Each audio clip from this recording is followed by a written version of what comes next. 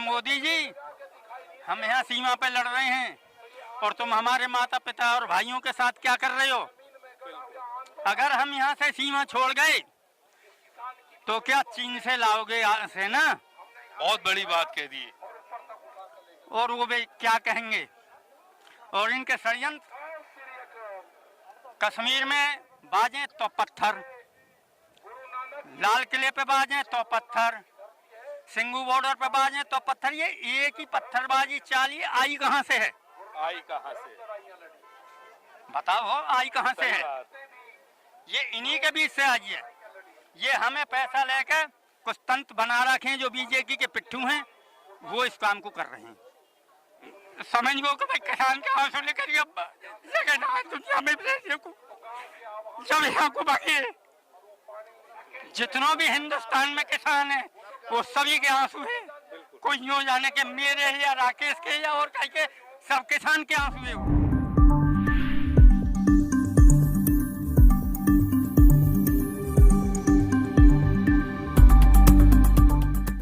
अभी आप लोग देख रहे हैं, मैं अहमद बोल रहा हूं। आज फिर यहाँ किसानों के बीच में हूं। मैं यहाँ पर आपको दिखा सकता हूं गाजीपुर बॉर्डर पर। और यहाँ जैसे 26 जनवरी से पहले थी, 26 जनवरी वाले दिन चहल पहल थी, किसान यहाँ कूट कूट के भरे हुए थे। आज फिर यहाँ मौजूद, अभी हम यहाँ पर मौजूद गाजीपुर बॉर्डर पे और कुछ भाई हमारे साथ यहाँ जुड़े हुए हैं। जी ताऊ, आप कितने दिन से हो यहाँ पर? हम तो यहाँ आते जाते रहे, किसान आदमी है। भाषणबाजी तो हम जाने ना, मीडिया बंधु हम एक बात जाने कि आराम से ये जो सीमा पे बैठे कम से कम मेरे गांव के 250-300 बालक हैं जो सीमा पे बैठे हैं। जी जी। या मोदी को, अमित शाह को, या तोमर को, या और या जितने भी हमें नेता बैठे हैं, इनके कितने कितने बालक हैं वहाँ? 2 तो मेरे हैं और गांव के 250-300 आदमी, अफसर भी हैं। कौन से गांव से हो आप? मैं जेवर के पास से हूँ। जेवर के पास? हाँ जी। वहाँ और 250-300 लोग यहाँ आपके साथ आए हुए हैं, बालक मिलिट्री में, फौज में जो सीमा रखा रहे हैं, फौज में जो रक्षा कर रहे हैं। और वो वहाँ से कह रहे हैं मोदी से कि मोदी जी हम यहाँ सीमा पे लड़ रहे हैं और तुम हमारे माता पिता और भाइयों के साथ क्या कर रहे हो। अगर हम यहाँ से सीमा छोड़ गए तो क्या चीन से लाओगे सेना? बहुत बड़ी बात कह दी। और वो भी क्या कहेंगे। और इनके षड्यंत्र, कश्मीर में बाजें तो पत्थर, लाल किले पे बाजें तो पत्थर, सिंगू बॉर्डर पे बाजें तो पत्थर। ये एक ही पत्थरबाजी चाल ये आई कहाँ से है? आई कहाँ से? बताओ, आई कहाँ से है? ये इन्हीं के बीच से आई है। ये हमें पैसा लेकर कुछ तंत्र बना रखे जो बीजेपी के पिट्ठू हैं, वो इस काम को कर रहे हैं। तो भाई बंधु, बात तो बहुत है, कहाँ तक कहीं जाए, कहाँ तक रोई जाए। टिकैत साहब के जो आंसू है, मैं आए रहो या देख रहा हूँ मैं। जी जी जी। या देखते ही समझ गो कि भाई किसान के आंसू लेकर दुनिया में जब यहाँ को बाकी। जाहिर सी बात है, वो आंसू टिकैत साहब के नहीं थे, वो सबके लिए थे और सबके आंसू। जितनों भी हिंदुस्तान में किसान है वो सभी के आंसू है। कोई यूँ जाने के मेरे है या राकेश के या और कहीं के, सब किसान के आंसू है। वो इन लोगों ने जो किसान के संग अत्याचार करो, जालसाजी से, ये आप मेरे गांव में आओ, मंदिर मेरे बीच गांव में, यार आप मंदिर पे जानो है। और तुम्हें हम रास्ता बताएंगे कि यहाँ गांव से बाईपास तक, गांव के चारों ओर, तो तुम्हें सर्वो करना तो हम कहूँगे भाई गांव के बाईपास को लेकर जाओ चारों ओर, और तुम्हें सगरे गांव को सर्वो मिल जाएगा। और ये भैया आ गए इन्होंने कही भैया सर्वो यहाँ तो ना होगा, सर्वो तो यहाँ कर होगा, बीच में कर। अब मंदिर पे का अनुमति ना जाने की, और इनने तुम्हें मंदिर को रास्ता बता दियो। जब हमारे किसान भाई ने वो रास्ता कौन ने बताया, कौन ने दिया, कौन सी पुलिस ही जाने, उन कही के यार रास्ता चले जाओ। और जो हमें रास्ता दे रहा है वहाँ पे बैरिकेडिंग कर रखी है।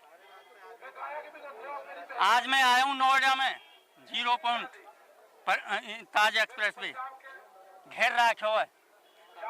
बिल्कुल, रास्ते तो अभी भी ब्लॉक हैं, आप देख सकते हैं। 7 आदमी आए, वो कह रहे हैं कि बाजने पर जाम लगा रखो है, मथा पे चढ़नी ना दे रहे हाईवे पे को। आप ये किसान के क्या रास्ते बंद है? इनके रास्ते बंद हो गए, 22 पर बंद हो गए। किसान के गली में नहीं जा सकते, एंट्री बंद होगी भाजपा की।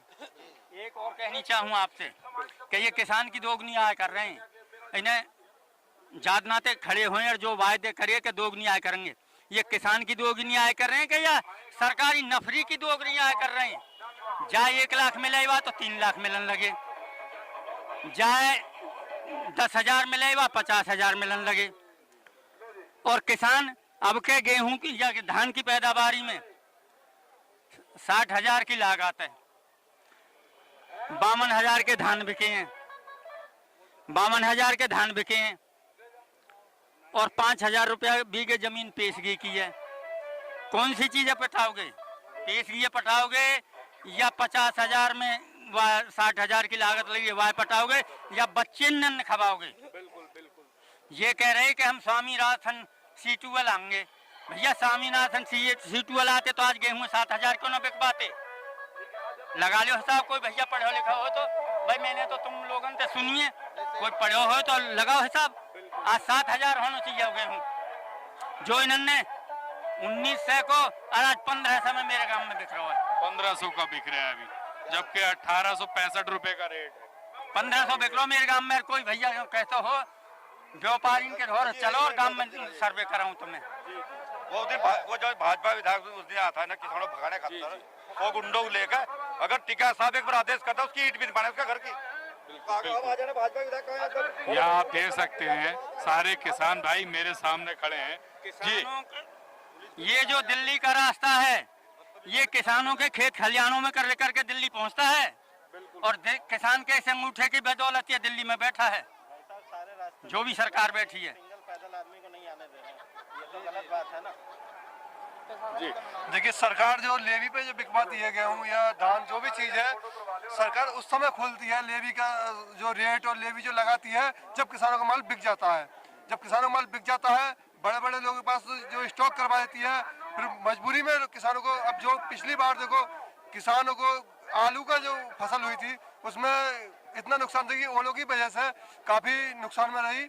और उसके बाद में सरकार ने जो फसल का जो ऋण दिया वो ऋण उन्हीं लोगों को दिया जिनके पास अच्छी जो नुकसान नहीं थे, जिसके पास जो फसल नहीं थी उसका भरवा के मुआवजा उसे दिया गया।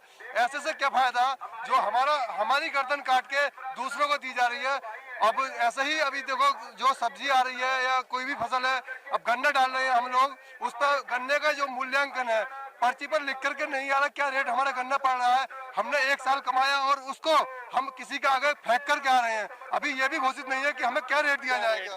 अब इसी तरह से आलू की फसल है जो कि 12-13 हजार रुपए बीघे की लागत में तैयार हुई है। आज आलू का रेट 300 रुपए बिक रहा है दिल्ली में। बताइए कहाँ से किसान पूरा करेगा, कहाँ से भरे या कहाँ से गृहस्थी पाले, क्या करना है। और एक कहावत है छोटी सी कि जब 2 जने झगड़ा कर रहे थे तो किसी ने कहा कि किससे झगड़ा होया, तो उसने कहा कि जाट का था। तो मोदी जी ने अभी तो सबको ऐसे ही बहलाया, लेकिन अब पाला पड़ गया जाट से। और जाट या तो डरता नहीं, या तो हटता नहीं है, हटता है तो कुछ करता है। तो अब मोदी जी को ये दिखा के रहेगा कि 2022 में जो सरकार आएगी वो मोदी जी को गिरा के दिखाएगी और 2024 में भी मोदी जी को हरा के जाएगी। और मैं इतना ही कहूँगा क्योंकि इतना ही काफी है, और भी मेरे भाई हैं। मैं आपको दिखा दूं यहाँ ये सारे किसान भाई खड़े हुए हैं। अभी परसों की बात है जो यहाँ किसान कम थे, गांव गए हुए थे, थके हुए थे यहाँ पे, तो चूर चूर हो गए थे, तो कुछ रेस्ट करने गए थे 1-2 दिनों के लिए। तो यहाँ कुछ बाहर से लोग आते हैं और मार पिटाई शुरू कर देते हैं। और उसके बाद जब यहाँ टिकैत साहब जब अपनी गिरफ्तारी देने कह रहे हैं कि भाई मैं गिरफ्तारी दूंगा और इस तरह की हरकत होती है, तो उनके आंसू निकल आए। और वो आंसू देख के वो किसान के सारे देश के लिए थे वो आंसू, और सारे देश के किसान सब बॉर्डर के आगे आप देख सकते हैं चारों तरफ यहाँ पहले जैसी और पहले से ज्यादा चहल पहल है। पहले अगर यहाँ 10 थे तो आज 40 हैं यहाँ पर, उस तरह से आज चहल पहल है यहाँ पर। आप देखें इस चारों तरफ चहल पहल है। या हर तरफ यहाँ रेल पेल है, सारे तरफ ये सब किसान भाई हैं यहाँ पर। अभी कुछ ना कुछ कहीं ना कहीं, जैसे कल ये सिंगू बॉर्डर पे भी ये झगड़ा हुआ, किसानों को ऊपर हमला हुआ, जो कहा जाता है गांव से ये लोग आए हुए हैं और गांव वाले इनको हटा रहे हैं। तो ये पुलिस जब ये कि कोई अंदर नहीं आ सकता, तो ये चैनल हम भी पूछना चाहते हैं, तो पुलिस की कहीं ना कहीं कमियां रहती हैं, जो ये अंदर घुस जाते हैं बदमाश टाइप के लोग और अंदर इस तरह की हरकतें करते हैं।